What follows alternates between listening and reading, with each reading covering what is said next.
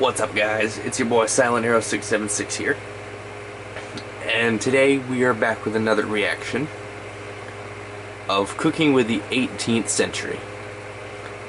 And this one I believe is on salt pork, so this ought to be good. Let's watch a video.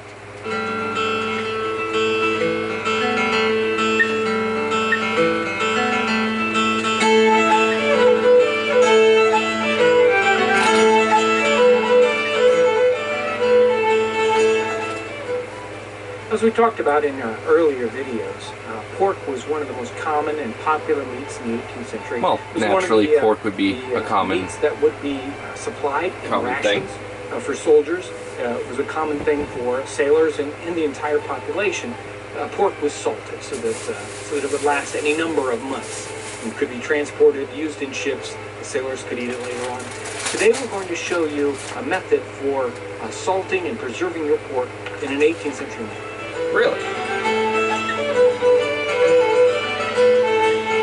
Salting is an ancient technique, even previous to the Romans, very easily documented. There are a couple different variations of salting. Sometimes they would just pack their meat in salt water or a brine. Sometimes they'd hard pack it with lots of salt. And then there's even adding saltpeter to it for a more deeper preservation technique that might last a little bit longer but didn't taste as well. Today we're going to prepare our salt pork in this 2-gallon oak keg. This one is a well bucket keg that we sell James Townson and Son. This doesn't have the holes drilled in it. You can ask for a keg like that if you want to do a similar project.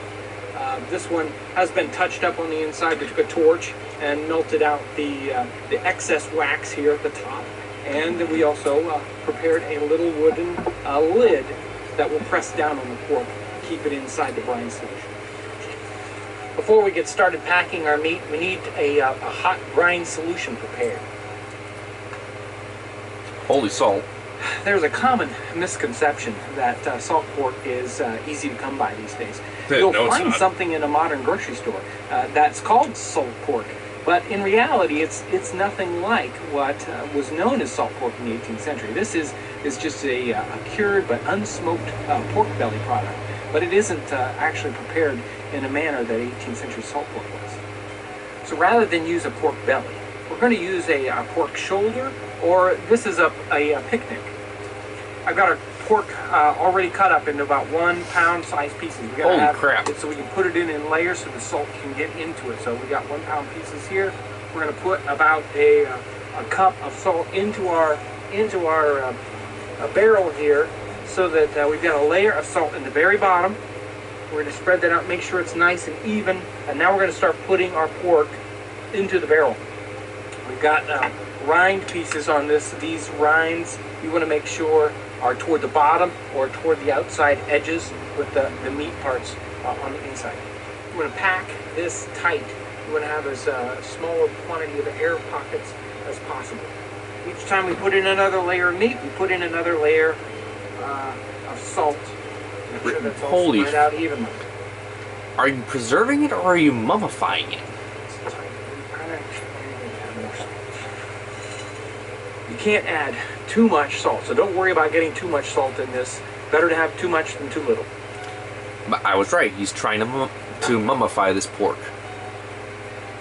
That's our final piece of meat. Keg is pretty much full. There's still some space there at the top.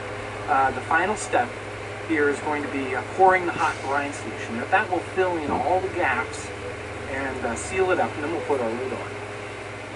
Okay. So a method in the 18th century to see whether our brine solution was briny enough was to float an egg. This is just a regular raw egg, still in the shell, and we can see that this egg is floating in the solution, so we know it's thick enough. There's enough salt in it. That spoon is way too small for that. We know that it's thick enough. We're going to start pouring it in on top until it completely covers our meat. And then it's time for your wooden lid. We're going to float that up on top. And then finally, make sure that this lid presses down on top of the meat. We're going to place a weight on top. If we see some frothing, that means something's going on. We need to take care of that. You need to pour the brine solution off. You need to scald the brine solution, then you can put it back on again. Well, our keg is ready to store now. In the 18th century, it was traditional to process pork and beef products. When they salted, they would do that in the fall when the temperatures were cool. It would make this last a lot longer. That's the same thing we're going to do. We're going to take this keg and we're going to put it in the refrigerator to keep it nice and cool so that it doesn't go bad. It will probably last and be good for several weeks put in a cool place like that. In the 18th century, they would use it all through the winter into the next spring. When it comes time to use your salt pork, you pull it out of the barrel. You need to soak it. You need to soak it sometimes overnight, but at least 2 hours. You want to soak it in fresh water, changing the water often so that you get as much salt out of that pork as possible. You're never going to get it all. It's going to be a salty thing. But other than that, if you use it like you would naturally. any fresh cut, you can use it in any recipe.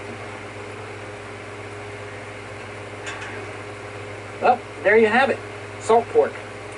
All the things you've seen in this video today, you can see on our website or in our print catalog. And don't forget to follow us on Facebook. Oh, really? They're on Facebook? I'm definitely going to have to check that out. Like, I'm actually going to check that out after this video. Well, guys, we learned how to make 18th century salt pork. I don't think I'd be able to do that as much as I'd want to. I'd probably end up messing it up. Well, guys, if you like this video, please comment, like, share, and subscribe. And if you want to see the original video, go to James Townson & Son's YouTube channel, and you can see all the stuff that they post daily. And I will see you guys on the next episode.